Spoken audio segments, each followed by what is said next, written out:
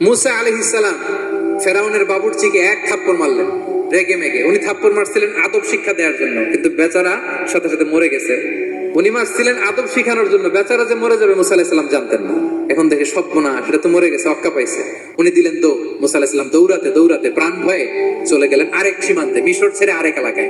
যে দেখে কিছু লোক ধাক্কাধাক্কি করে তাদের উটগুলোকে পানি খাওয়াচ্ছে, আর দুইটা মেয়ে পাশে চুপ করে বসে আছে। উনি বুঝতে পারলেন মেয়েগুলো এই ইয়াং ছেলেদের সাথে ধাক্কাধাক্কি করে টিকতে পারবে না। উনি এগিয়ে গেলেন, বললেন তোমরা পানি খাওয়াবো ওটদেরকে? হ্যাঁ খাওয়াবো, আসো। উনি ওটগুলো নিয়ে সবাইকে সরিয়ে পানি খাইয়ে দিলেন, মেয়েরা চলে গেল।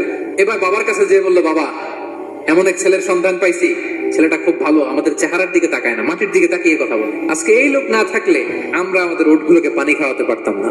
আর ভিনদেশী লোক আমরা চিনিও না। ইন্না খায়রা মান ইস্তাজারতাল কবিয়ুল আমিন। বাবা কাজ করেন, আমাদের তো রাখাল লাগবে, আমাদের দেখভাল করার জন্য তো একজন সুপারভাইজার দরকার, এই ছেলেকে আপনি কাজে রেখে দেন।